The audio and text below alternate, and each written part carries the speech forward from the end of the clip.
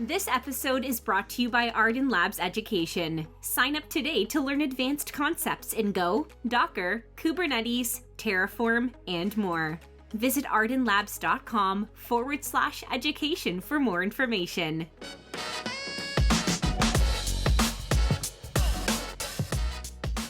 Welcome to the Ardan Labs podcast. Our special guest today is Adelina Simion.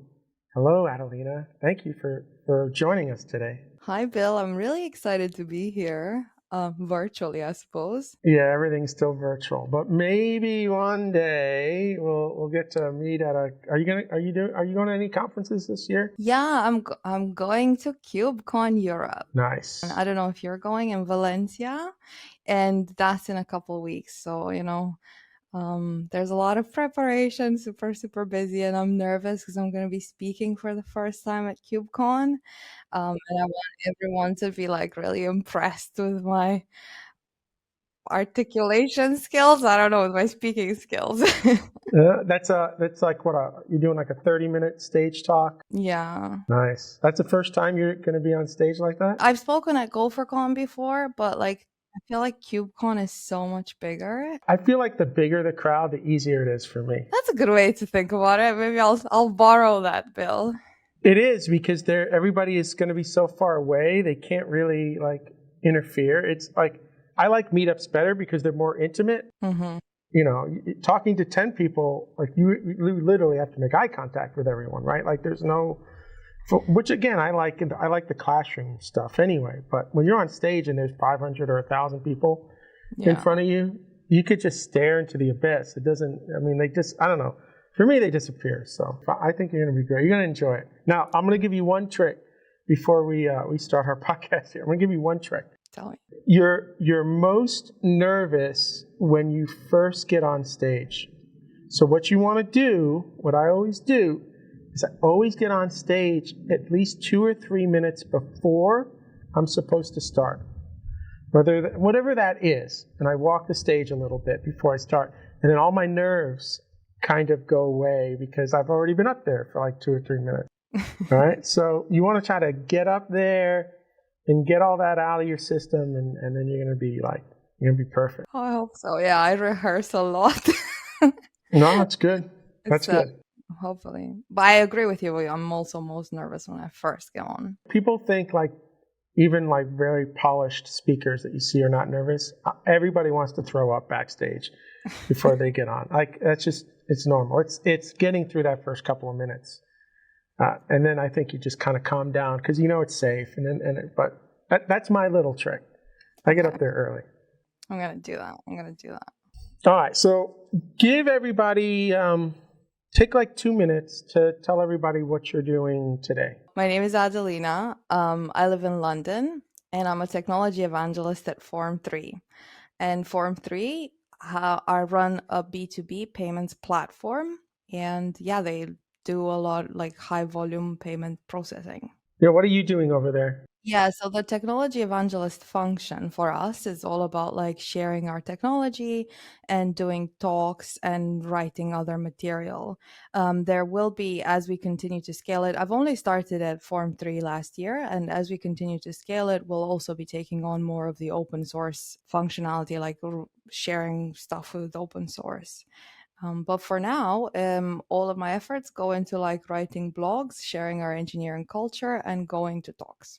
Nice. You enjoying that job? You enjoy doing that? Yeah. So I was before I started at Form3, I was a Go backend engineer, and I thought it was going to be challenging to do the public speaking thing, but it was just so much harder than I imagined because it's up to me to figure out what I have to do. And when you don't have people that are setting direction for you, I just think it's so much more difficult. And of course, I have OKRs, I have managers and things, I can pitch ideas, but I'm the one that kind of at the end of the day decides we're going to pursue this. But you're on the ground, so you're the pulse of the people. So I think that's important that you're kind of deciding every day that this is what we should work on for the next 3 months, right? Because this is the pulse of Yeah. Yeah. So that's good. That's all. Okay, that's awesome. Okay. So what I want to do is take you back into the time machine. I want to kind of get a sense of how we got to 2022. And I want you to kind of, first memory that pops into your head about working on a computer, and try to, if you can, tell us, how old you were. And dates are important, like years are important, because we have to get a sense of kind of what tech was like back then. So, another question I like to ask is when did you finish your high school, or the grade schooling before university, and how old were you, and what year was that? So I was 17 when I finished high school in 2007. 2007. Okay. And I actually have an American high school diploma. I graduated from Pacific Grove High in California.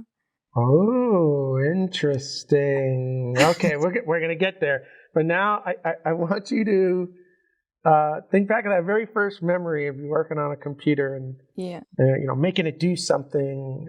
It could be a gaming and stuff, whatever that is. What's that first memory that pops in your head? Yeah, so I was about 8 or 9 years old, and my father is in the military, and he had been to America and come back with 3 things. And I'm going to tell you what these 3, well, he came back with more than 3 things, but the things I remember is he came back with 2 Prince tennis rackets, which we didn't use. I have a brother, my brother and I were like, no.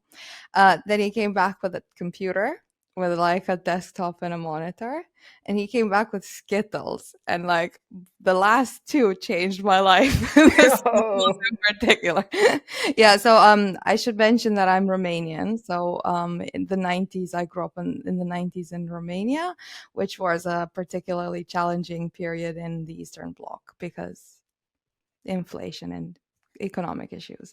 And then he brought the computer and we turned it on. We didn't have internet when he first came with it, because you had to enable it, and it was like dial up on the phone. And then I just remember it like turning on, and everyone was really excited. We weren't allowed to break it, You said you were 12. How old were you again when you said you were 12? 8 or 9, I think. You were about 8 or 9. Okay. So it was like the late 90s. And then afterwards, when we finally got internet, we could download things. And my brother we downloaded one single game, and it was Age of Empires. Okay, I got a bunch of questions here. Your dad brought this computer from the States on some trip that he was on. Did you have to compete with your brother to gain access to this computer? Is your brother younger or older than you? My brother's older. So, my brother obviously was the primary computer. But, I was allowed to be on the computer as well. Like my parents didn't really regulate computer use. We were just allowed to do whatever. And it was the first time they'd had a computer as well, which I think is a huge difference to children growing up nowadays, where their parents are used to the technology, right? Yeah. Which I think just also shows my age, actually. And we connected on the internet. We started talking to people from different countries. I didn't speak English because I was small, but my brother knew how to say a couple things. And it was just all of a sudden, it felt like there was a big world, And I think that's the power of the early internet and the early computers. So for me, they were just like, I didn't really make it do anything, but just this idea that you could look things up and talk to people is like the number one connection tool, When you say talking to people, I'm assuming that was over chat. Was that over? Over chat with people from different countries and stuff. But what program were you using for that? Was it IRC or was it Windows? Windows Messenger. IRC. Yeah. And IRC could have been a scary place. I mean, there were some rough edges on the IRC back then. Did your dad or mom, did they know what you were doing on that computer at that early age? They were, I actually told my mom that we spoke to some people. I don't know we had this obsession with like talking to people from America. Like America was like the place for us. So I told my mom that like we'd made friends with some kids from America, and she thought it was really, really cool. There was no like, oh my God, who are they talking to? So I just felt like, yeah, it's also because we didn't realize, it was the first time we had this thing in our house. Yeah, no, that's why. Okay. You said Skittles changed your life. So, like, did you get your own bag of Skittles at least, or No. was it the big bag or a little bag? Now I'm more like, You want to know what? No, I want to know about the Skittles now because I'm not a dessert person. I'm not a candy person. My wife loves chocolate. Luckily, I couldn't care less.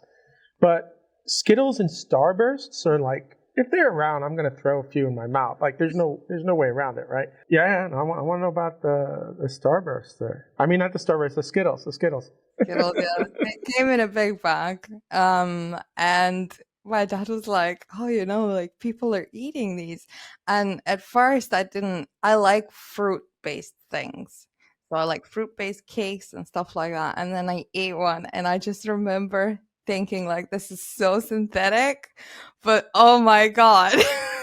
Yeah. And to this day, like I love Skittles and I always think about that story when I see Skittles. Now there are certain foods like I don't drink soda anymore, but you ever the orange soda Sunkist? That's like crack cocaine for me. If I can't put it down. I have to. I can't even be in the house because if there's Sunkist in the house, I don't know what it does. It like goes right to my brain, like some sort of pleasure, like bah, and it's crack cocaine for me. So yeah, I kind of get it. So now as an adult, you must have access to Skittles. Yeah. Are you buying it? Is it always in the house? I love the fact that, they keep making new kinds of Skittles. To me, the originals are the only good ones. You can get them in like all sorts of other flavors. But yeah, I do like a good Skittle. You see, it's funny. This is funny because when I had 3 sisters growing up. I have a 4th one when I was 17. But like when you're a kid, right, and you have to share little things like pudding, like pudding and Jello were like, if I got 1 cup when it was out because we had such a big family, it was this big deal, right? Mm-hmm. And I always said to myself, when I'm an adult, I'm gonna make the biggest bowl of pudding and Jello, and I'm just gonna eat it myself. And that's never happened. Because the thought of eating that much Jello and pudding right now is like, I wouldn't say I eat Skittles every day as an adult, but like. I love that. Okay, all right. So the computer comes in. You're around like 8. You're using it. You're playing some games on it, but you're really enjoying interacting with people. I want to talk about high school then, because you're in Romania when you're 8. You said you graduated high school in California. So talk to me about how you end up in the States and how old are you when you get there? That's got to be exciting. Like, all of a sudden we made it to America. But like when your parents said to you we're moving to America, like your brain must have just didn't matter. Like you're going there, right? Like talk a little bit about that. How old were you?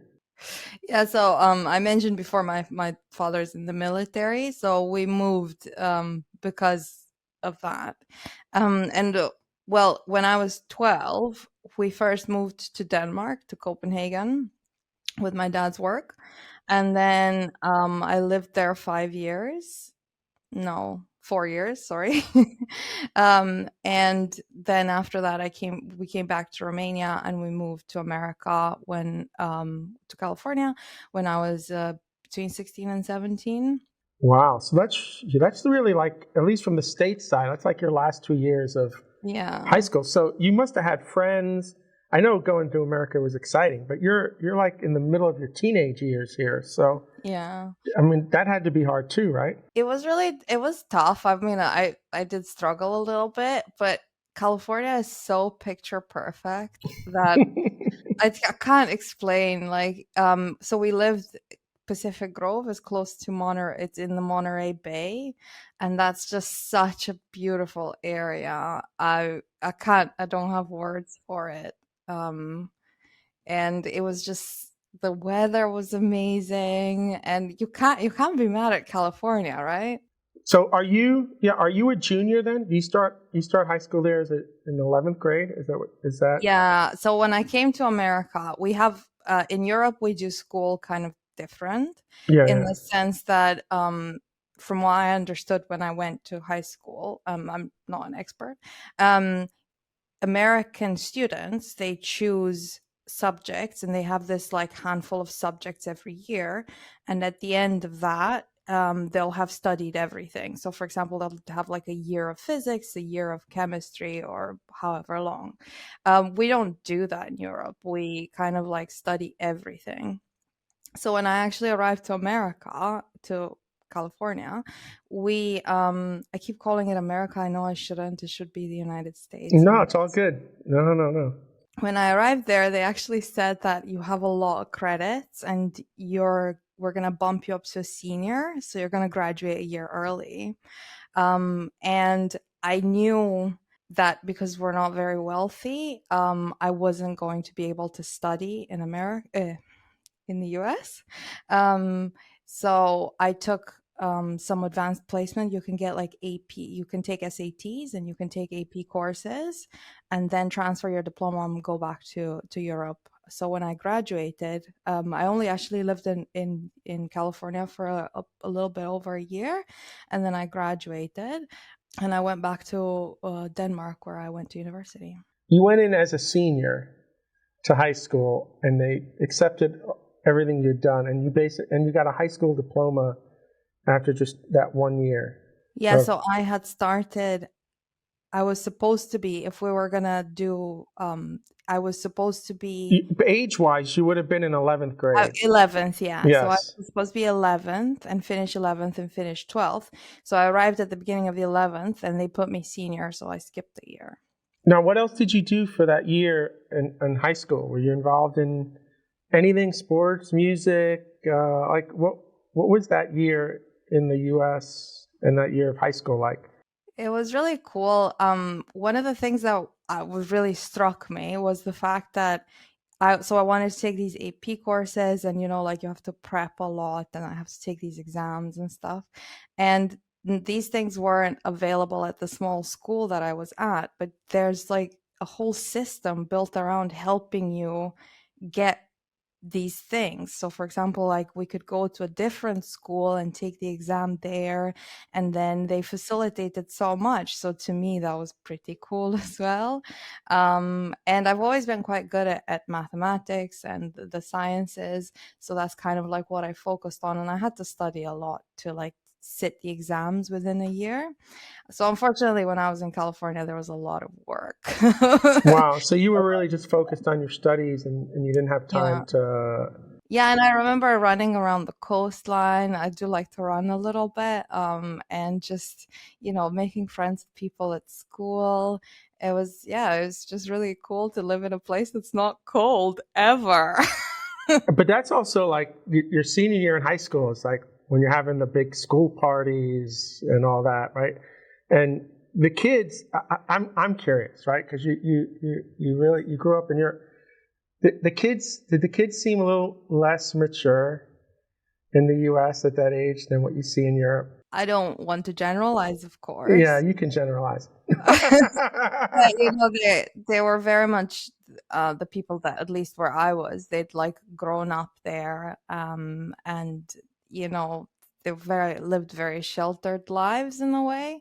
Yeah. And to this day, I always say like a little bit of a hardship is good for the soul, like to overcome some challenges. Otherwise, you're never gonna come up with any kind of, when you solve problems, you also learn about yourself, if that makes sense. No, you can't appreciate it unless you've gone through some lows and struggled. And Yeah. I'm with you. That's why I asked the question, really primarily, and I even see it today with some of my own kids, right? Like just really clueless about life outside of the 20-mile radius that you live in. And I don't know. I think there's I have felt more of a maturity with people I've met in Europe, but especially even in and around those ages. So I must say, like, they were very welcoming. They were very nice. I took government, I think the name of the class was called, and I learned all about how, the American government works. And I've always been kind of a nerd about anything. Like, if you tell me the details of how something really works and I understand its workings, then it will interest me.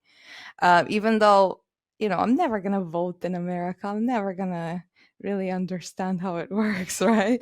But I thought it was cool to learn about the history. So yeah, that was really fun. yeah, no. If anybody's watching the YouTube, you can. Your face is like just glowing, right? Like lighting up, just thinking about it. Did you do any computer sort of classes that year, your senior year? So I actually want to tell you a story Okay. that I think will blow your mind. So when I was studying in Denmark, so like the earlier years of high school, we did have like computer classes, but not, where you kind of just learn about, I don't even remember what it was, maybe like basic spreadsheet work or whatever. And then when after the first year, so like I think it's called junior, I don't remember, the ninth grade, at the end of the ninth grade, I moved back to Romania, where I lived until we got together and we like left for the States. And when I came to Romania to go to high school, we actually had a class called informatics, and we wrote C. Wow. Because I told you it's gonna blow your mind. Yeah, So we that's learned how cool. to, it's not a very like well-funded school. So we shared like a computer room. Well, we had like a computer at home anyways, but like you weren't really carrying. It wasn't the times when you were just carrying your laptop casually to places. We did have a laptop by that point, but it's very expensive. You don't want to like walk around with it. So they actually taught us how to write code on paper. Oh. And we learned the term paper, halfway through the term, we have to write paper, right? Or sit on the kind of like midterm exam. And that was to write bubble sort, selection sort on paper in C. Wow. And it has to compile. And the way that we did it, I thought it was, and I didn't understand the magnitude of what we were doing. And like now I understand and I appreciate it. And we taught you write the loop, and on the side, you write like all the iterations. So I is at first 0. What are all the other variables? And then at the end, you kind of like submit that on paper. And I've actually been to interviews as an adult where I have to write code on paper. And this is like so much easier because I was able to do that. And we did like little HTML pages and stuff like that. So yeah, I thought, I think this is a wild story.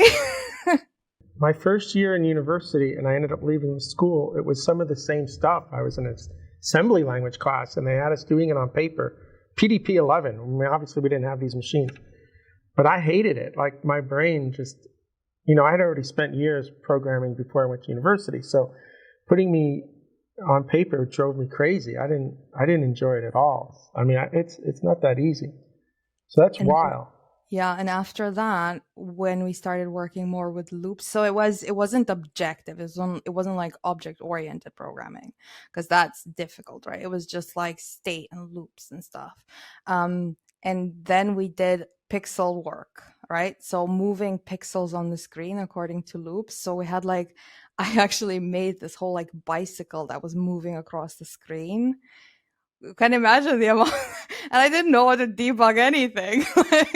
Wow. And you enjoyed it. You enjoyed every minute of that time. It was really cool because I could really understand, especially with the algorithms they taught us, I could really understand and see how it relates to the mathematics. And I just thought it was it was really cool. My mother is a mathematics teacher, and she says like mathematics is the queen of all the sciences. And I felt like informatics, as we called it, it was really closely related, and I thought it was just amazing. That is amazing. So when you get to the States, you kind of lost that, right? Yeah. They didn't really have the classes. No.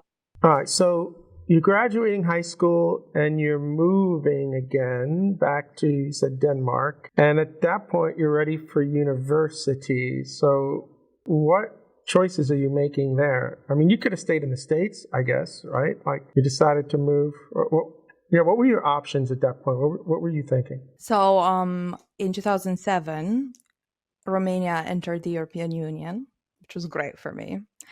Because then I could live anywhere in Europe. Unfortunately, my options in the US were kind of limited because of the way that the visas work. And I already told you, like, we weren't wealthy.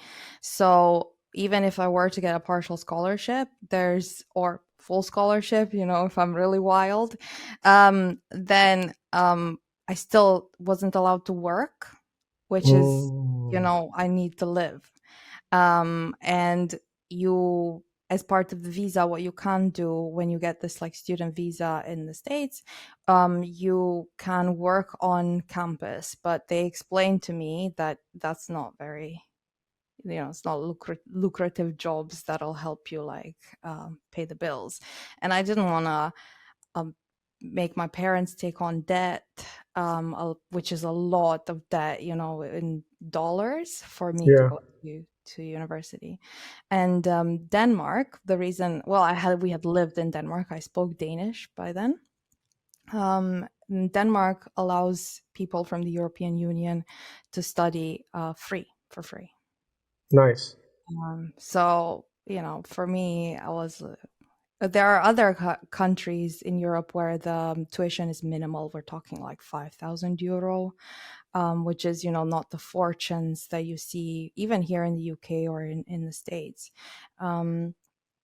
But I just decided, like, my older brother was also in Denmark, and I just said, I'm going to come back to Denmark. So let me ask you, were you a little bummed out about not being able to stay in the States? And did you have it in your head that I'm going to get back here anyway, so I'll do this 4 years in Denmark? I was a little bit bummed because I felt the schools that I could have gone to were so iconic. These are like these historic institutions almost, right? Yeah. But it was like a double-edged sword when they moved me up a year, because I kind of like missed a lot of the deadlines to go to college in the States are very early.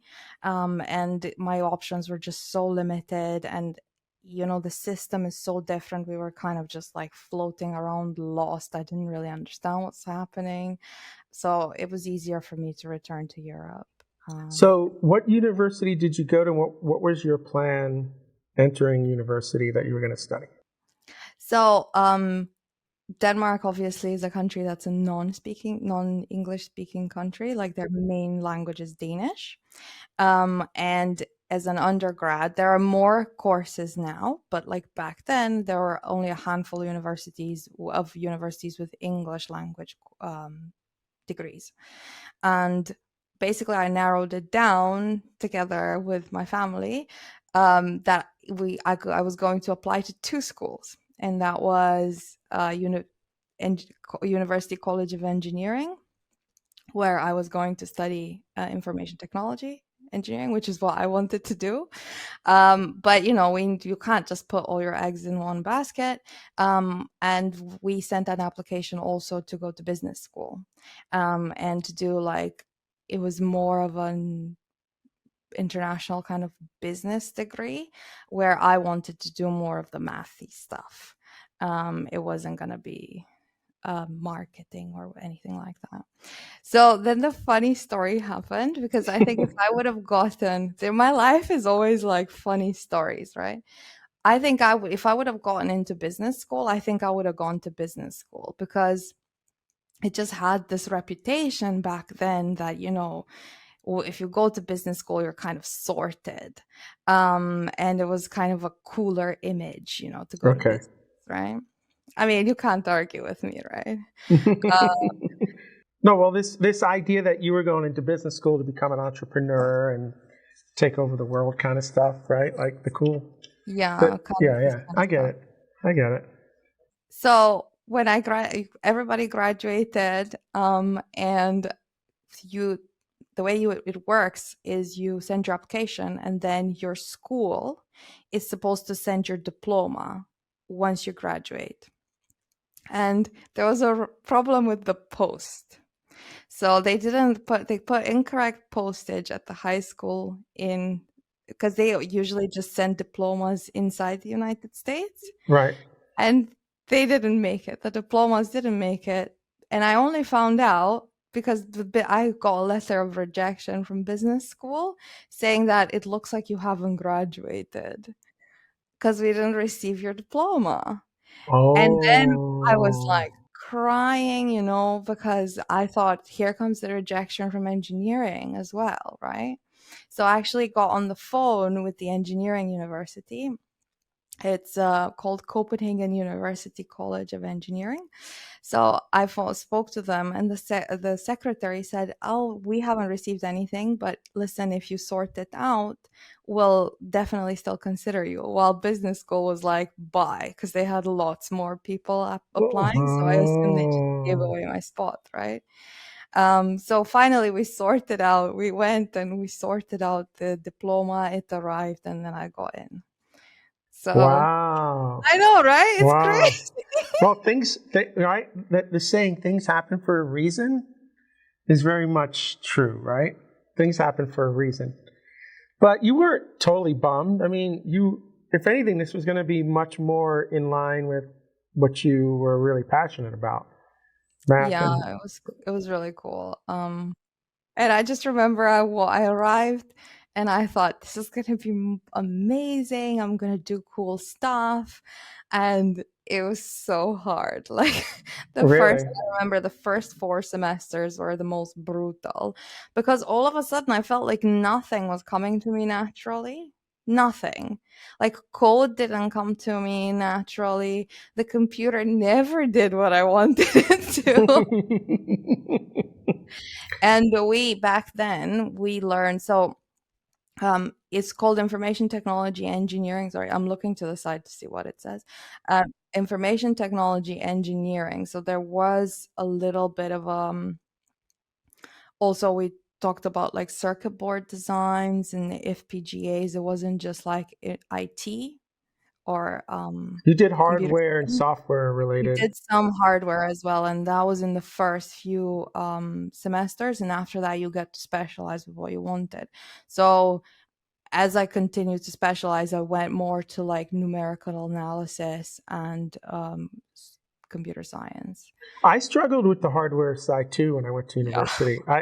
That's I, I, that's interesting that they threw you into hardware early because they didn't do that with us. That was I guess they considered it more advanced. I think the hardware is more advanced stuff. So It was with the circuit logic gates and stuff. I was just sitting there, no, I don't understand. I'm not interested. I don't want so, but you fought through it. You fought through it. And did you end up finishing with the degree you thought you were going to start with? Or did you shift at all during those 4 years? Yeah, so I did just information technology engineering. I didn't end up because I think there's electronics, so you could either go for electronics engineering or information for IT engineering. And everybody kind of like starts together and then branches out. So I finished with the IT part. Yeah, to this day I have no idea what the hardware parts are. So you got that degree done in 4 years. One question that I always like asking is, what was your favorite class in the 4 years of that degree in education? What was your favorite class that you took? I can tell you what my least favorite was. Okay, tell me the least favorite. Networking. Oh, My what? lord, with the TCP IP stack and the way that like, and then they started talking about how wireless technology works and security.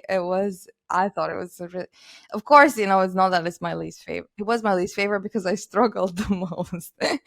um, I think there was one class about data structures and algorithms. I don't remember the name of it, but because of the way that we talk about how, for example, when you're implementing the stack or when you're implementing a sorting algorithm and all of that branch is so elegant, that I really enjoyed that part. Yeah. Math and algorithms. That's where you want to be. So all the other stuff was a burden more than anything else. I just like elegant things, and when they talk about how we can optimize operations, that's what I really like.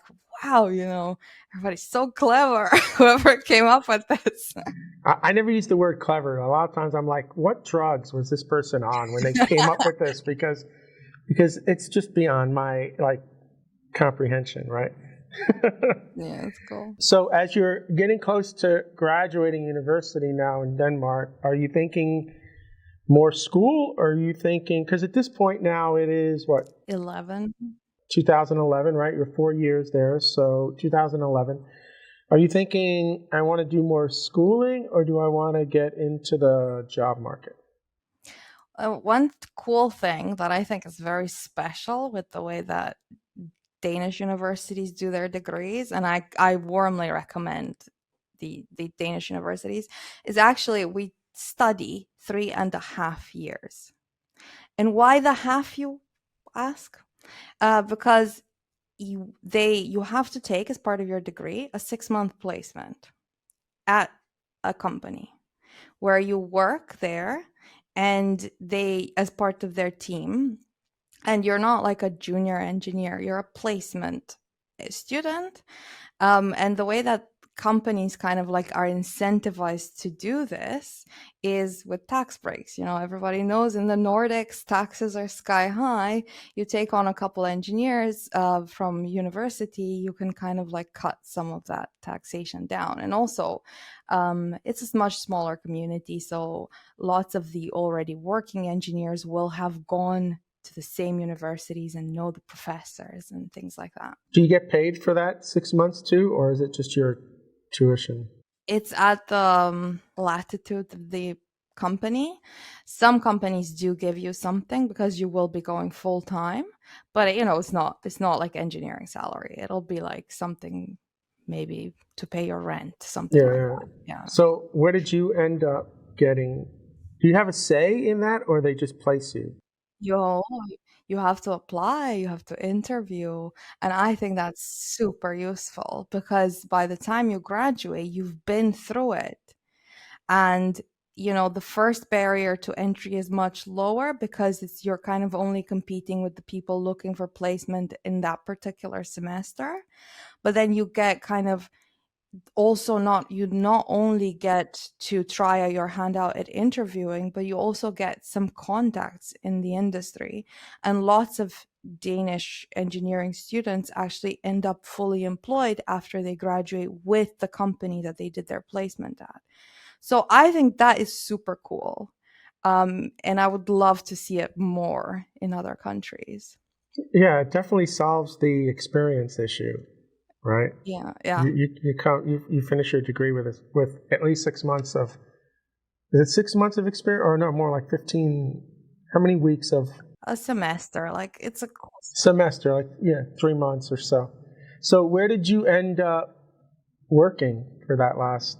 Yeah, so because again, I'm not wealthy, I had to work as well. So I actually worked as a QA software tester at a hearing aid company called Oticon. They're one of the biggest hearing aid manufacturers in the world. And I've, as part of like me already working there 15 hours a week. And we do like software testing, because there's a piece of software that programs the hearing aids according to the loss and what it's supposed to do. Some of them have like specific programs that they're able to do, so you can swap the mode of like listening to music or whatever. Then they also have this like Bluetooth medallion kind of thing where you can take calls with it. So they're very clever devices. You can kind of think of them as like really smart headphones. And I was already working there, and I took my placement as an automated testing engineer. So like we were writing, basically like integration tests, programmed, and like searching for components on the screen. It wasn't like just point and click. And it was like Oticon does C#, so I don't know if they still do, but back then everything was written in C#. So we were searching for elements on the screen and automating tests and performance tests as well. So, software testing is very close to my heart. I think it's really, really cool field that doesn't get enough credit. Doesn't get enough love, and the people Doesn't in enough it, love, yeah. and the people doing it don't get enough love. I was in a shop where I was managing developers, and I was friends with a lot of the people in QA, and I saw the animosity that not the animosity that the developers looked down on everybody in QA, and I hated it. So I started this program where everybody had to spend 1 week in QA a year. You had to work with everyone in there and if you started the job, you were in there. Your first week or two was inside QA. And that alleviated all the issues, because now they're real people to you, they're friends, you know what they're going through, and everybody was kind of being better developers, I think. So, yeah. But that whole kind of QA department went away. It suddenly became a cost center, and nobody wanted to have it. But I'm with you. I don't know how you feel comfortable putting code out without some of it. Especially because what we were doing was medical grade, right? So that has to be correct. People can go deaf because they can blare out one of the hearing aids was so loud, because people have like massive hearing loss, and these things are written or like they're manufactured to give someone the power to actually hear anything. And they were so loud that we had to like put these things that look kind of like stethoscopes on, because otherwise we'd get hearing loss from like listening to what was coming through. So yeah, I mean, they're like amazing devices. So you were already working at this company at the time. You needed to find. So they just took you on for that. And then you graduate, so I guess you stayed there. So how long did you stay at this hearing aid company? I didn't stay. You didn't? You finished your university? Oh, okay, go on. I took a master's degree at technical university very close by. It was called Technical University of Denmark, and it was a mathematical modeling. So it's called Mathematical Modeling and Computing, which was in the mathematics department, because that was, the thing that I was really excited about with all the algorithms. And now I finally got to talk more about numerical approximation, scenarios, forecasting. So that master's degrees in Denmark are 2 years long. So I took it as like a full-time study. So what were you doing for money? Because you were working at the other job while you were doing your undergraduate because you needed money. So were you working at all?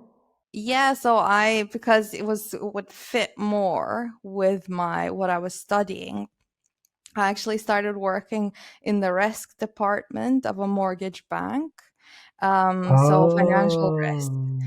And again, like they were excited because I knew how to write code, and the financial risk department were like amazing. And I didn't, I don't actually know to this day exactly how to measure financial risk and what the formulas are, but I was able to do like data preparation and handling data in a language called SAS, which stands for Statistical Analysis Software. And if you do any kind of statistical analysis that has to be presented to the regulator, then it has to be written in this proprietary language. You can't just present whatever you calculated in your, with whatever plugin you found on the internet. Wow. So that was also really amazing to work with it. The mortgage bank is called New Credit, so like New Credit. And it's the third in Denmark, the third biggest bank. But when you decided you were going to do your master's, I'm trying to get a sense of where you thought your end game was. So you were going to do your master's and then get your PhD. You're going to do your master's, and now I'm going to go in industry. And now you're doing all this heavy duty risk analysis. You're loving it. So what happens when you finish your 2 years? Now we're talking like 2013. Yeah. You're working with this company. Do you stay at this company, or you said adios? Unfortunately, 2013 was not a great year for banks. So I wasn't offered a placement to stay at New Credit. Which is fine, I got so much from the 2 years that I worked there. When it came, I also wrote my master thesis with them on like the risk of derivatives and stuff, and it was just a really cool team, and they taught me a lot. So when you graduate, you're kind of like, what do I do? Like, who will interview me? So another cool thing that universities in Denmark do, which I don't know if other schools do it because I've not been to other schools, is they have an internal job board. And you go there and there's like an engine where you can search for the companies that will want to interview people from your university. And I think that's awesome because not only was I absolutely entirely clueless about anything in the world, but also where do you search for jobs? How does it work, right? So you have this school that kind of tries to facilitate that for you. And I don't know, I would imagine that universities in the States have this ability as well.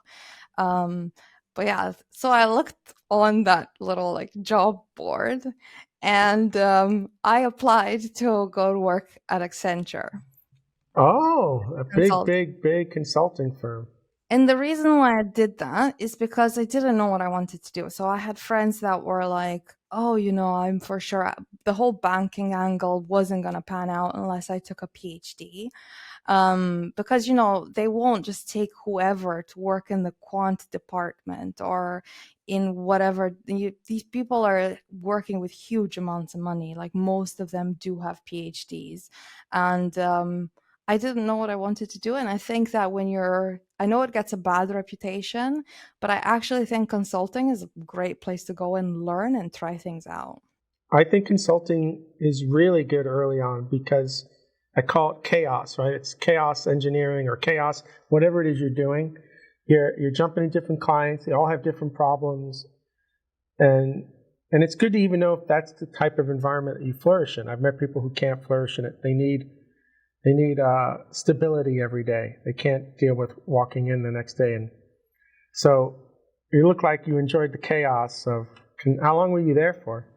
Just shy of a year because I wanted to relocate to London because, I don't know, I just had this idea that living in London was going to be so great. You know how young people get ideas in their head and you just can't get rid of them, and then there was this nagging feeling that I really wanted to try living in London. Okay, time out. Okay, time out a second. There is nothing in your story so far that even remotely suggests that London is on your radar. Like, I could see you saying, I wanted to get back to the States. I wanted to do that. And look, I love London. It is one of my absolute favorite cities in the world. Actually, I'm going to be going there in the end of July. I'm really excited to get back there. I love London, all right? I think it's better I think people from New York City love London like New York City. All that being said, how does London get on your radar screen? Because we haven't talked about that at all. So first of all, it's never going to happen for me to move to the States because it's just so hard to get a visa. And I also, I was at this point still a Romanian citizen. The rules are very different. So that wasn't gonna happen. But in the rest of Europe, and of course, I don't want to generalize, but at least like in the circle, how I've perceived it, London is seen as kind of like America, but not really. Um, they have this reputation of like the startup scene and just really great technology and like a big city that you can go and just experience this like super metropolitan life. So yeah, I should have explained that better. It was as close to America as you felt you could get to at that moment in time, and you were done with Denmark. It was time for you to do that. So brilliant. So you're there for less than a year, and you start throwing resumes at London. Talk about how you get there. It's so different. I was, there's this comic, I think, on XKCD or whatever it is, where it says, like, I'm wildly unprepared. Like, that was me. Wildly unprepared. In London, there are recruiters. There's a whole industry of But you just went to London? You just packed your bags and said, I'm going? There's recruiters, there's like a million job boards. It's just completely different from how we do anything in Europe. In Europe, people just put you, well, at least in Denmark, I'm not going to say Europe, I take that back. In Denmark, when you do a job post, there's a deadline. And they won't hire anyone until they reach that deadline. So you have lots and lots of time to prepare your resume. There's no stealing the job from under you. None of that is like completely different.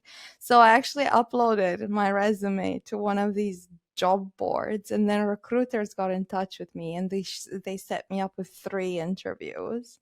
And I flew to London. I was going to say, this is like 2015-ish? 14. So you didn't do these interviews over the phone. They flew you. You must have been so excited. I know. To get on that plane, free hotel room. I'm going to enjoy this. What were the jobs? Okay, before you tell me anything more, right? What were the jobs for? What were the roles of the jobs? I don't remember the names of the companies, and I knew you were going to ask me, so I tried to look it up, but like it's all been so long. No, but I want to know, was it a math role? Was it more like financial spreadsheet risk? Was it software? It was mostly, so one of them was something to do with image processing. I don't remember the name of it. It's gone bust. One of them was like betting, so hedging bets and working with like this kind of stuff. Oh, you were going to be a bookie. Yeah, okay. A bookie. Handicapping, they call it here in Vegas. Like you were going to be a handicapper. You were figuring out the odds. There's they build these like, I don't know, Bet 64 or whatever. Yeah. These Sweet. massive platforms. And you have to have someone that takes the other end of the bet. Anyways, I'm not gonna. Yeah. No. Okay. Yeah. And the third one, which is the one I actually got, it was they did like online games. Online games where it looks like, you're there's a prize draw and you buy tickets. And it's like basically a gamified kind of like a lottery. Like a lottery. Okay. Yeah. So that's Games the one of I chance. signed. When I came to interview, again, also the interview experience is completely different in Denmark. You just go in for a chat. Everyone knows, and on your resume, you can see like what courses you did. Everyone knows the professor. They know exactly what you learned in that particular course. So and here they've started asking me like, can you write some code on paper? I'm like, can I ever? So, I was born to do this. Yeah. I mean, I could do that. So it was, so that's, I got the offer from this company. And I'm a person that gets really excited about when people are nice to me. And I just felt like, this place was such a nice, fun place to work. But now you got to find a place to live in London. Okay. So before you go there, were you consulting at all with your parents during this? And how many times did they say, Adelina, Do you understand how expensive it is? Adelina, what do you think you're doing? Did you, as a parent, right? Like that stuff starts to happen. So are you like, I'm going to make it happen. I don't care. It was so stupid. It was the stupidest thing. Like I was so dead set on making it happen. And but you made it happen, right? Like that's where being young, the ignorance is bliss sometimes is a huge advantage, right? A huge advantage. I was dead set on it. And my parents just said, like, we support you. Just do whatever makes you happy. You're young, right? And then actually, this was really funny. I said, in the end, after speaking to my brother, who was my older brother, who was like, "You shouldn't do this. What are you doing?" He convinced me to kind of treat it like I'm going abroad for a little bit. So I'm gonna do it. I'm gonna go for a couple months, and maybe everyone expected that I was gonna hate it and just come back. So we said I'm only gonna pack one suitcase with my summer clothes. Where did you end up? You found a flat with somebody? Like I didn't know anyone in this country. I didn't know absolutely anyone, not a single soul. And I ended up in a flat share with some people because that's like London life until I, got everything settled. Fortunately, as part of the European Union, which was the case back then, you don't need sponsored visas and all of that. So you just come and you get registered and you just live here after that. And then you get a bank account and just like work here. And after a couple of months living in a flat share, I moved to a small studio apartment in like Zone 6. So for those people that live in London, Zone 6 is not an attractive zone. I think there's only like 8, so I was pretty out there. Yeah. Like to get to the job on the underground, was that like a 45-minute? Yeah. Yeah, it's a 45-minute, and you had to pay extra for each zone. So yeah, but you found a place you could live that was comfortable. But living the dream, and then I just kind of got like really into it. To be honest, it's a place where you can meet a lot of new people. So eventually, I did make friends. What was their stack? What was their stack over there? What were they coding the games in? Oh yeah, good question. Java, and so I was actually a full stack Java developer. And I wrote a little bit of JavaScript. And one of the things that I take great pride in having coded all by myself, my very own feature, it was this timer it wasn't an app like it was like back in the day, right? There weren't you couldn't just like make apps however you wanted. So it was like a web, you loaded it on mobile on web, right? And with JavaScript we had like a timer for the prize, but the prize is like the server time for the prize, right? And this timer in JavaScript is running on the client, right? So we had to like figure drift out, and then it looked like cards like this, the cards were dropping like this. So if we were lagging too far behind, I didn't want to like announce the prize lag behind and the prize was actually like too late, so you couldn't buy tickets. So we would like speed up the cards if we were lagging behind. So I took great pride in that. Yeah, that's not easy. Like you have to, it's like measuring latency in a sense to keep every front end client flipping those cards the same. No, that's not an easy problem, but that's a problem right up your alley. Yeah. If you get disconnected from the server, then we just continued like dropping like normal. But yeah, I mean, it wasn't rocket science, but I thought it was a pretty cool feature, and it was my very first one that I did by myself without like my team lead and stuff. But you wrote that in JavaScript because that was front end and stuff. Yeah, and the API endpoint to like check the timing. But that was the first time you were coding in Java and JavaScript? No, so I learned Java in university, Okay. At Accenture I also wrote Java as a backup. So how long are you with this gaming company? It wasn't a raving success, I must admit. Um, but it was just, I was just excited to move. I don't know. Maybe it wasn't the best idea. But after about a year and a little bit, it started to be very clear that it wasn't going to be a successful company. And, startup success rates are ridiculously low. So I actually moved to a company called Alpha, which is a consulting company. And actually the founders that of Alpha, it was called Alpha Consulting or whatever, came from Accenture. And they did their like specific for asset finance, for like financial services, while Accenture is like a broader company. How did you find them? Did it just did it come across your desk? Did somebody tell you? Like, how does that pop up on your radar? Plus recruiters, they do their magic. But yeah, I interviewed there and I thought, okay, this is a grown-up company for me. I'm such a professional. This is going to be the place for me.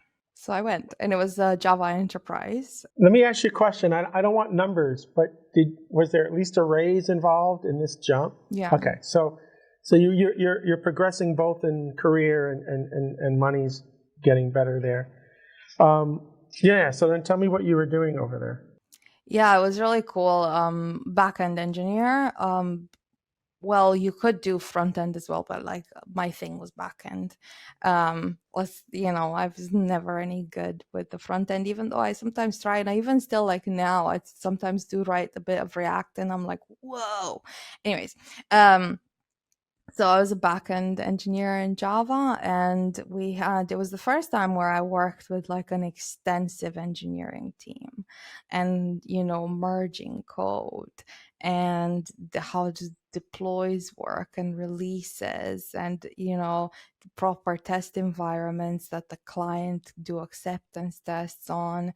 So I learned a lot. It was a pretty cool experience. And then slowly I became a senior and I started leading my own little team.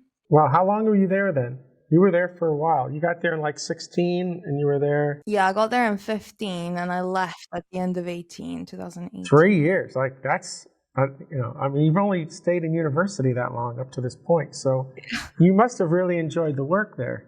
Plus, they gave you your team. How did you like managing people when they started telling you you were going to start managing people? I thought it was really cool. The prospect of mentoring someone for me is very exciting. The prospect. So a lot of the graduates that Alpha hire are from other backgrounds. You don't have to be you don't have to have studied engineering.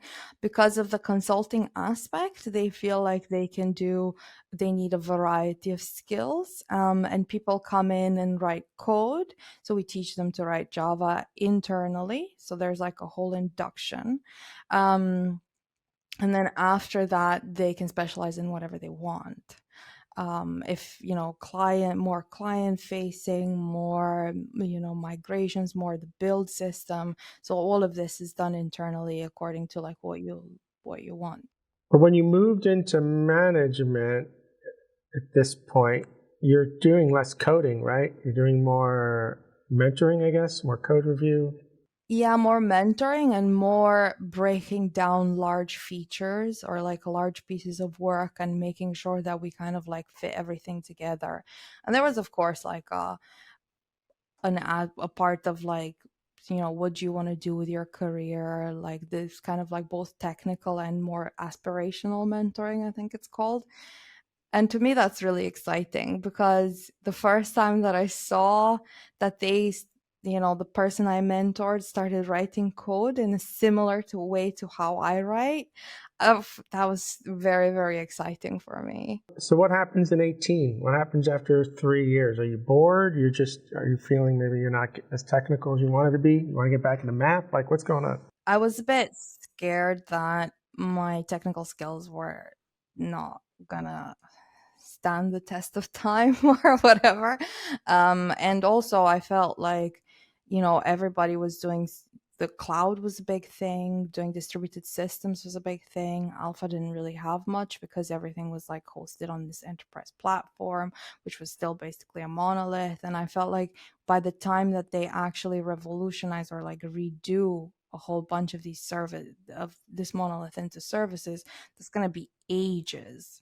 And by then, like the whole industry is going to have moved so quickly forward. Oh, wait. I'm going to pause you 1 second. How did you know that the industry was moving in that direction? What were you doing outside of work to start to see that sort of change? Are you going to meetups? Are you reading? Where are you getting that education from? We went to conferences, but yeah, there was like skills matter meetups, and I was trying to just like be really involved with the Java community, and the Java community is really established, obviously, and I was like looking more at kind of like what Scala was doing as well, which was because Scala started coming out and being more adopted around those years, at least from my perception, and just like everybody was talking more about like this big volume platforms. Were you having these conversations with your team and upper management as well, or these were not conversations to have at the time at work? I don't think so, because like the clients that they were working with were, not the most modern industry, asset finance. Yeah. So, I just felt like there wasn't going to be space for this kind of stuff. So then what happens in 2018? Another recruiter email comes across your desk, or? No, this time not. Okay. We like to change things up on you. So actually someone not emailed me on LinkedIn. One of the managers at Deliveroo, for the people that don't live in Europe, because like Deliveroo is only really in Europe, it's kind of like Uber Eats, but with tracking of the whole platform and stuff. And then the manager wrote to me and said, like, would you be interested in a chat? And because it was a manager that actually worked there, I responded, because it wasn't just like a whatever recruiter. And then she started telling me kind of the things that they build, and that they write Go, and that they're a language agnostic company, and they seemed really, really cool. So that they're growing and all of that. And to me, like the fleet, like the amount of engineers that they had, it was already like close to 350. And that was like huge compared to the scale of what I'd been working on. So I went to the interview, and back then you could go into the office and see what it was like. And it was very startup vibe. Everybody was very fun. And then like it was my first system design interview, where they were actually we were talking about caching and some really like cool stuff that I hadn't had the chance to discuss until then. So yeah, I signed on the dotted line. Wow. I mean, you're passing really complicated tech interviews too, which is right, like which is great. I mean, but you didn't really have the experience for the level of the distributed systems they were running, but you must have proved to them that you understood them. Where is that coming from? Again, I guess you're studying. Yeah, the live coding, and I also have like I do read. I read like old timer. This again shows my age. I read like actual books, and like, oh, this is interesting. Not so much like the online like the kids do. Yeah, I'd rather have a book in my hand, but they're hard to come by. You mentioned that they were coding in Go. Was Go on your radar screen prior to? No, so I feel like I've always felt that actually. It doesn't matter what you write with. It should just be something that you kind of transcend as an engineer. It doesn't matter. It's just a tool.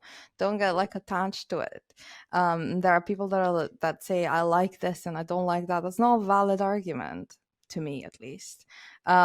Is it good? Is it optimal? That's something different. We can talk about how it's not a suitable tool for whatever problem you have. So yeah, I thought it was immensely exciting that they were language agnostic. So I could go, and if I wanted to be on another team that used Rust, they had like Rust, then I could ask to move and try that. So I joined the consumer team, which are just absolute legends. I had so much fun, and learning, my first time where I kind of like looked in the AWS console and all of these things that I've never seen before. And it was like a whole new world, the whole Aladdin scene. That's why. How long were you there at Deliveroo? Just shy of 2 years, until the end of 2020. By the way, I don't know, we changed jobs a lot in London, I think, which maybe some of your listeners might not be used to. No, I'm since I've been doing the podcast, there are people that, after 2 or 3 years, they bounce and it works for them. And there are others who they like to stay somewhere 5, 6 years and it works for them. I don't think there's one perfect formula. I think you move when it's right for you. So I think that's fine. But you've learned a whole nother level of engineering. Like every job took you to another level of engineering, whether it was people or tech. Yeah. And Deliveroo got you now into Amazon related services, 10 times bigger than where you were in terms of engineering, probably process and all that. You're back to being an individual contributor, right? You're not managing people anymore. So, that was kind of cool. It was really cool. And, learning Go, just going from Java, which had been like my world, and learning Go. I had like taken courses on Coursera to try and write some Scala. So I had tried a couple things. But then like learning Go was the first time that I actually tried like really learning another language and writing production code in it. So I read the blue book, the Go fundamentals. I watched talks and stuff, and I actually was so excited. I spoke at my first conference so I ran a workshop, like an introduction to Go workshop, and we built like a mini Deliveroo during the workshop. Nice. Which is just a REST API. I mean, let's be serious, right? But we called it a mini Deliveroo. Yeah, and we talked about the HTTP package and all of that. And it was, you were there actually speaking, and it was called Go Lab in Florence in 2019. And it was my first time going to a Go conference, and the vibe was so different compared to the Java conferences. And to me, I just felt like it was wild that I was allowed to contribute after being a Gopher for such a short time. So yeah, that's a wonderful conference. I love that conference, and the people that organize it are really. Yeah, they asked me to come back this year, and I told them to put it on my radar screen. That's how much I love it. Like I'd love to be there again. You're right. That they do an amazing job there. It was really wonderful. And Florence, of course. And it's Florence. Yeah, stunning, stunning. Yeah, and then so I haven't, like, ever since I started writing Go, I've only taken like Go roles, because I think it's so cool, and I just love the fact that it's just a very open community. I think there's a lot of first-time speakers when people talk about it. There's a lot of still talking about like learning the language. So yeah, I think that's cool. So then what happens in 18? You're definitely growing as an engineer for sure. And I imagine that you could have learned a lot for at least another 3 years even after that. So what happens in 18? Yeah, there's it was in the news anyways. There's been so COVID hit, and Deliveroo did like a round where they put a whole bunch of us on redundancy. And so wait, that would have been like 20. Yeah. Yeah. Okay. Yeah. Right. Well, right. COVID Okay. hit like before. So let's say COVID, at least it got really bad, like in the beginning of 20, and then later on, Deliveroo kind of like put us on redundancy. So they didn't make me redundant, but the way that the process works here in the UK is you have to like notify everyone's then that's being considered, and then you have to, by some process, determine who's gonna go. And it didn't sit very well with me. I was a bit annoyed that all of this was happening. So yeah, in the end, I decided to look for another job. Okay.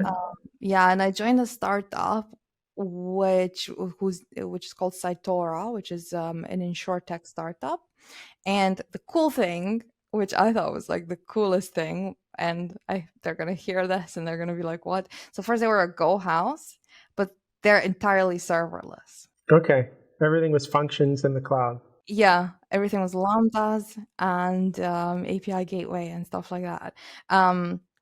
And I thought it was like amazing, and working with Dynamo, and all of it, the whole serverless setup was like really enticing to me. So that's why I took the job. I love that every job you took, it was with tech that you didn't know going in. That is amazing. I have not met a lot of people who do that, who can do that, who are excited about that. Yeah, No, it's wild, because I could tell you, for me, every time I have to start learning something new, and I've said this before on the show, I get a little depressed because I got to start over. You like get excited about stuff. Oh, yeah, I get to start over. Yeah, that's wild. I love going in wildly unprepared. Yeah, it was really cool. Like, I learned all about Dynamo. We actually spoke in so I started in like end of 2020. And we spoke at GopherCon Europe, where we actually talked about serverless, and we built this like little like tweet bot. By we is I mean me and our lead engineer who was working then in Cytora. And then I wrote like a series of blog posts about like Go concurrency. So I started getting more into like sharing things, and then I started my blog. So I started getting more into this kind of stuff. Yeah, so that's why I took no, you're right. Like, maybe I'd just like to make my life more difficult than it has to be. No, I don't think it is. I think the other amazing thing is you get hired in these companies where you have you have strong engineering experience. I don't want to say that, but with the tech stack that they have, you have like almost no experience. And all these companies are bringing you on, and obviously you excel. There's got to be something to the way you interview.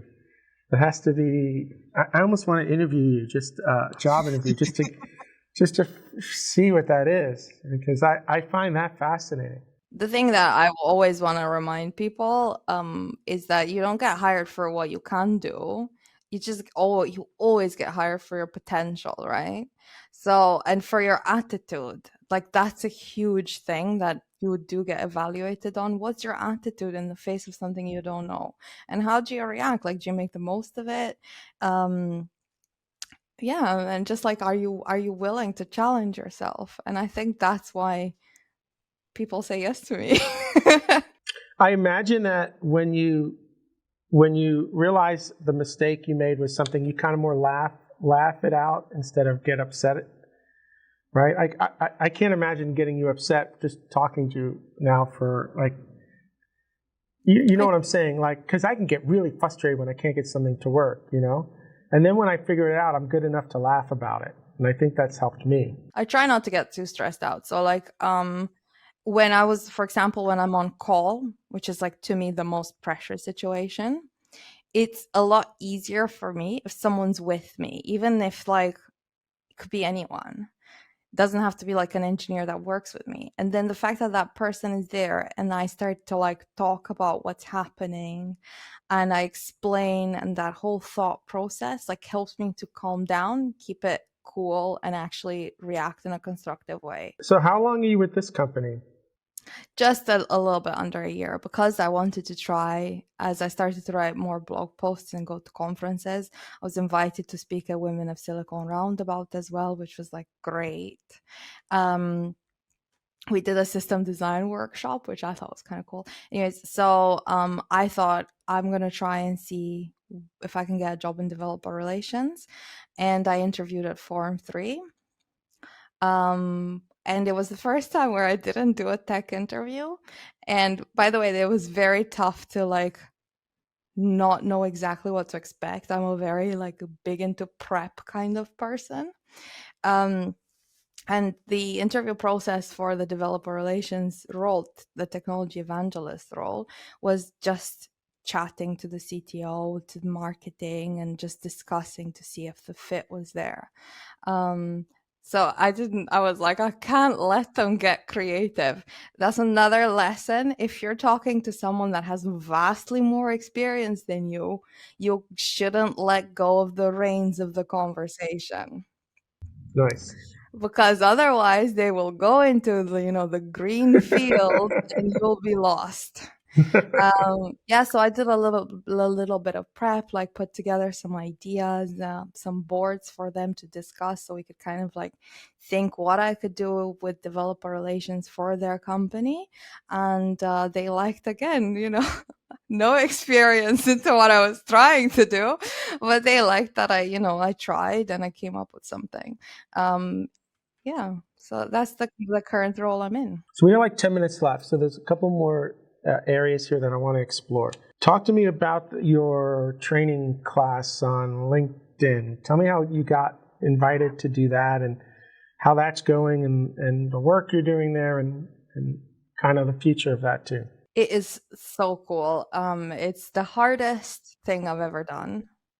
That includes being on call. It's the hardest thing I've ever done, but also it's the coolest thing I've ever done, I think. So one of the things that I struggled with coming from just being an engineer was communicating. All of a sudden I have to speak a lot. I have to write a lot, right? So I didn't think that putting together, podcast or putting together my own YouTube video was something that I could do, to be honest. And then they never told me exactly how they found me, but I think it was the concurrency series that I wrote on Saitora's company blog. I was still working at Saitora when they wrote to me, so I wasn't into developer relations. I was a backend. And someone from LinkedIn wrote to me on LinkedIn, and they said they wanted to talk about me becoming a LinkedIn learning instructor because they're adding more Go content on the library and they're looking for people who write Go. I thought for sure it was a scam. Let me tell you. I was like, there's absolutely no way. But then the emails came with like the LinkedIn headers, and I looked up like the sender address, and it seemed like it was their domain.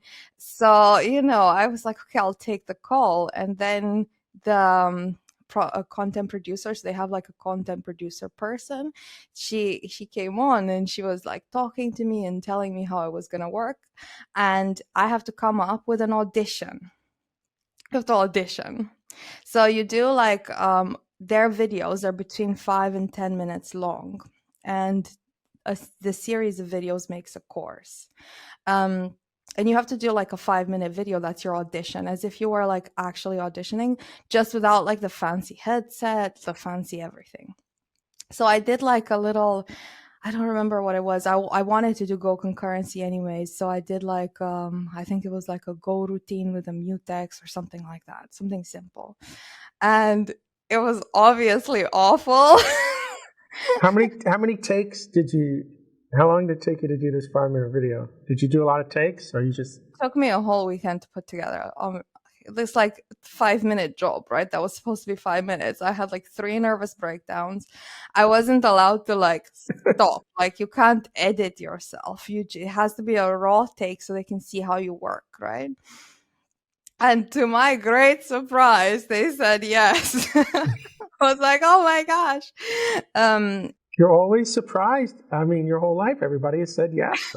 Yeah. No more being surprised. Yeah, and then after that, what you do is you go through, they give you access to the library. And the way you get on LinkedIn Learning is with the either with premium or you get your own LinkedIn Learning membership. So like there's two ways. So they gave me access, and you go and you look at what's already been covered in the library. You can't just like do the same thing as someone already done. And then you look at that and put together a table of contents, which was, for me, it was like 25 videos or whatever. And in each, they give you prompts where they tell you like, tell us what you're going to learn in this video. And I did this like table of contents and an accompanying document about why people should care about this topic. And then that was approved. And then what happens is like basically LinkedIn agrees, it's an agreement between you and LinkedIn that this is the scope of the work you're going to deliver them. So the TOC is kind of like, this is what I'm going to do for you. And it can be changed. After that, you get assigned to a person that helps you, kind of like meets with you every week. And you do like progress updates and you discuss with people, and then together you put the course. And It's finally, amazing. they send you a headset and you record at home. Before, pre-COVID, you would fly to their studio in California. So missed that. Another missed out. Opportunity to go to the States. That's amazing. I listened, I think, to about 5 minutes of one of the videos that you. Oh, it was what very an entertaining. honor! No. It was really well done. It was entertaining. If you're learning Go and you're looking to have someone who's entertaining while teaching, yeah, you got to check out Adelina's video. They're really well done. Yeah, so they help, they help a lot with how you read things out, how you should phrase it. Am I putting together a coherent presentation on the whole? So these are just things that I think are amazing. I can't believe that I got to learn from professionals. And it's really tough to actually, unless you have experience, to put together a coherent story, and that's core to what I do now. So I'm like forever grateful to them. You said you had a TOC of 24. How many have you finished that table? Oh, so the TOC for concurrency, so that's finished, those 24 videos, I think. And then we discussed, because I have this whole story about going from Java to Go. So we just recorded another course all about that, like helping people get started if you're already familiar with Java, to get started in Go. And one of the things that is vastly different, in my opinion, is how you unit test. So that's like covered, because JUnit is such a beast machine. JUnit is so complete, and you just test in a whole different way. Right. We are pretty much out of time, but I'm going to predict that you're going to be working at Microsoft, Google, or Amazon within the next 2 years during your DevRel. You're amazing. I have so much fun talking to you that I'm going to make that prediction now. We're going to see where that goes, but I could be wrong. I don't think I'm going to be wrong here. And then we got to get you to apply for GopherCon USA. So we get you out to the States. You gotta make that happen. Finally. I've actually been to Florida, not just California. But I haven't been to New York, which is somewhere I really want to go. You know what the trick is, by the way? What you do is you buy a ticket to let's say you're going to Orlando for the conference, or wherever you go in the city. What you do is you make sure you fly through the city that you want to hang out in, and you can you can delay the flight a day or two. So you're paying one ticket price. So in other words, you fly to New York, but your next flight doesn't actually leave for like 2 days. That's clever. And you're not buying 2 plane tickets. You know what I'm saying? And you can even call up and they'll do that for you. Yeah, that's how you do it. I was going to say, like, now that I have more money, it's like hard to find the time. Well, you have that week, so you spend at least a full day in New York, and then you fly down and you make it happen. Okay, this was brilliant. I really thank you so much. It was like last minute to kind of get you here, and I really appreciate that you took the time today to talk to us about everything Thanks you're doing. so much for inviting me, Bill. I was gonna make a joke that I would have canceled my birthday party to be on your podcast. No. but, but maybe that's just a little bit weird. But anyways, I decided to go and tell you the joke anyways. Is it your birthday? No. No. Yeah, it's been a pleasure, and thanks for having me. So if anybody wants to reach out to you after hearing the show, we'll get all this stuff in the show notes, but what's the best way for somebody to reach out? Yeah, so I'm on Twitter. My handle is a bit funny. Classic_Adets. It's like a shortened version of my name. Or I think you can just search for Adelina Simion on LinkedIn. And I'll respond quickly to everything. So don't worry. Send me a carrier pigeon and I'll write back. All right. This is great. All right. So this is Bill Kennedy and Adelina signing off. Thank you for spending time with us and hope to see everybody again real soon. Cheers. Bye.